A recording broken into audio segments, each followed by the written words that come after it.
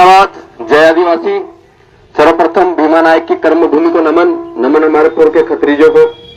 साथियों, आज का जो विषय है और आज के लिए जब मैसेज डाला था, क्योंकि ये बात आदिवासी समाज के अधिकारी कर्मचारियों की थी, ये बात आदिवासी समाज और पूरे जितने भी किसान उन किसान भाइयों के, चाहे वो एसटी का हो, एससी का हो, बीसी का हो, माइनॉरिटी का, जो भी किसान भाई है उनकी बात थी।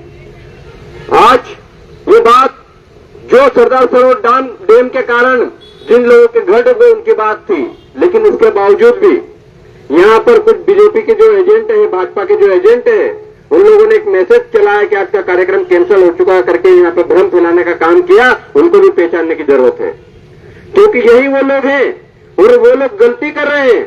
वो ये समझते हैं कि भाजपा की चमचागिरी करके वो समझते हैं कि हम लोग बहुत बड़े बन जाएंगे, लेकिन जब डंडा चलेगा, जब समाज की बात आएगी, तब वो लोग आप लोगों को भी खदेड़ देंगे। अभी भी सचेत हो जाइए, आपसे यही निवेदन है,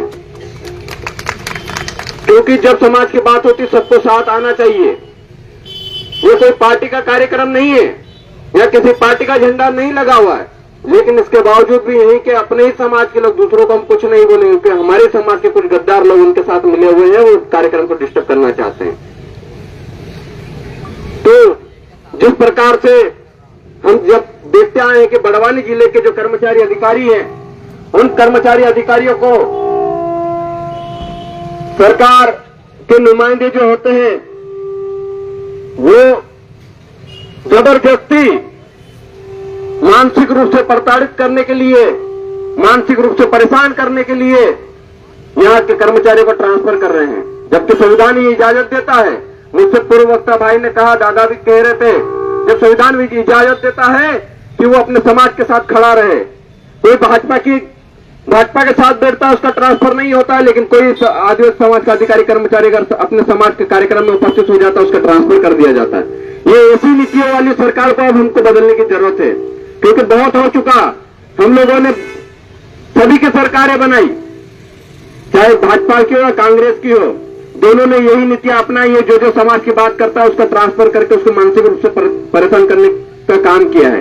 हम लोगों को इनके इरादों को समझना होगा और आने वाले वक्त में अब हमको सही जगह पे उंगली दबाने का समय आ चुका है। ये जो उंगली है, इस उंगली को सही जगह पे दबाएंगे, तब हम लोग वास्तव में हम लोग कुछ कर पाएंगे।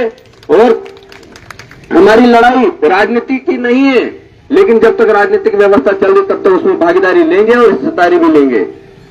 हमारी जो लड़ाई है वो जल जंगल जमीन बचाने की है। हमारी लड़ाई हमारे अधिकारी कर्मचारियों को सुरक्षित रखने की है। हम लोग कहते हैं कि आपके समाज का अगर कोई ब्राह्मण या सामान्य वर्ग का कोई अधिकारी कर्मचारी होता है और वो अपने समाज के कार्यक्रम में उपस्थित होता है तो उसका ट्रांसफर नहीं होता, उसको सस्पेंड नहीं किया जाता। लेकिन आदिवासी समाज का अधिकारी कर्मचारी अपने समाज के साथ खड़ा होता है, उसी का ट्रांसफर क्यों किया जाता है, ये आपको सोचना पड़ेगा। जबकि ये 5वें अनुसूचित एरिया है, बड़वानी जिला, और इस जिले में सबसे ज्यादा आदिवासी अधिकारी कर्मचारी हैं, शिक्षक बहुत ज्यादा हैं, लेकिन इसके बावजूद भी शिक्षकों को मानसिक रूप से जगह जगह प्रताड़ित किया जाता है। ये प्रताड़ना हम नहीं सहेंगे। तमाम हम पूरे मध्य प्रदेश के कर्मचारी अधिकारियों के साथ जय संगठन खड़ा रहेगा, आपके साथ कंधे से कंधा मिलाकर लड़ाई लड़ेगा, क्योंकि आप हमारे समाज के लोग हैं और हमारे समाज की व्यवस्था को बनाने में लगे हुए हैं। जब संविधान ये कहता है कि समानता लानी चाहिए, समानता का एक अधिकार है, तो उस समानता तक जाने पर हमारे लोगों को क्यों रोका जा रहा है? हमारे लोग छोटी छोटी नौकरियां लग गए, टीचर भी बन गए, शिक्षक बन गए, उन्हीं लोगों को प्रताड़ित कर रहे हैं। अभी तो कलेक्टर, एसपी और एसडीएम तो बनने ही नहीं देते हैं। तो ये ऐसी नीतियां चला रहे हैं। इन सरकारों को इनके लोगों को पहचानने की जरूरत है और इनके साथ साथ घूमने वाले लोगों को भी पहचानने की जरूरत है, क्योंकि हम लोगों को आपस में लड़वाने का काम किया जा रहा है।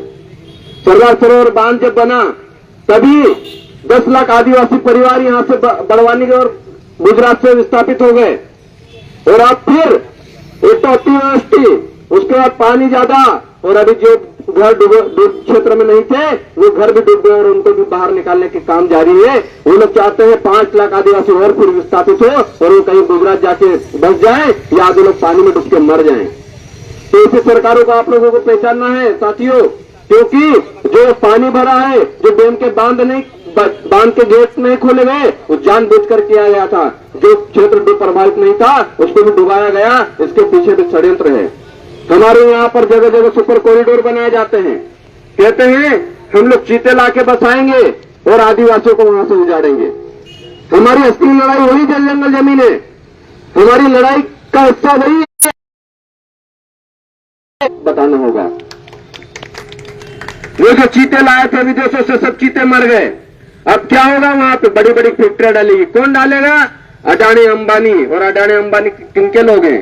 उन्हीं पूंजीपतियों के, उन्हीं भाजपा के सरकार के लोग हैं। तो यही लोग हमको उजाड़ना चाहते हैं, यही लोग हमको हमारी जमीन से बेदखल करना चाहते हैं। इसीलिए जगह जगह corridor, super corridor, tiger reserve के नाम पर जमीनों का अधिग्रहण किया जा रहा है। हमारी जमीन रहेगी तो हम जिंदा रहेंगे, अगर हमारी जमीन नहीं रही तो हम लोग मर जाएंगे। हम लोग कहां जिंदा रहेंगे, ये सोचने वाली बात है। क्योंकि कोई भी इंसान, कोई भी जीव जंतु, पेड़ पौधा पानी में जिंदा नहीं रह सकता। हम लोगों को जिंदा रहने के लिए जमीन की आवश्यकता है, और जमीन छीनने का काम सरकार कर रही है। अगर इस आने वाले वक्त में भी आप लोग नहीं जागे तो 2030 तक इस देश से आदिवासियों का नामो निशान मिटाने की कोशिश कर रहे हैं ये लोग। आदिवासियों का नामो निशान मिटा के रख देंगे। हम लोग आदिवासियों को बचाना चाहते हैं, हम लोग संस्कृति को बचाना चाहते हैं, हम लोग हमारे घर को बचाना चाहते हैं, हम हमारे खेत बचाना चाहते हैं। लेकिन जो सरकारें हैं वो हमारे खेत खलियानों से हमको बेघर करना चाहती है। ऐसी सरकारों को आप सोच समझ कर वोट दीजिएगा। हम जितने बैठे हैं उतने ही काफी। हम लोग जब बिरसा मुंडा लड़े थे, जब भीमा नायक लड़े थे, जब घंटा बिल लड़े थे, वो भी अकेले थे, लाखों का कारवा खड़ा हो चुका था। आप असली योद्धा, आप भी लाखों का कारवा खड़ा कर देंगे।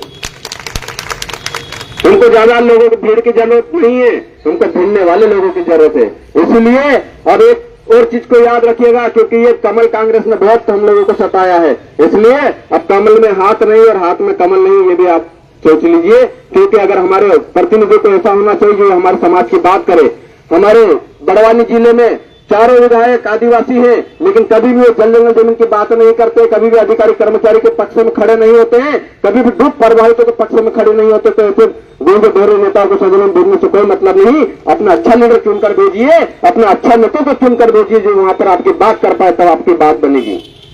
नहीं तो ये फिर टेबल ठोकने का काम करेंगे, क्योंकि उनको प्रश्न लगाते नहीं आते, ना तो संसद में बोलते आता है, और बोलने उससे भी तो पार्टी का जो पट्टा है उनको बोलने नहीं देता है। इसलिए आपको इस पर सोचना होगा, इस पर विचार करना होगा। बस इतना ही कहूंगा। आप सभी को मेरा क्रांतिकारी जोहार, जिंदाबाद।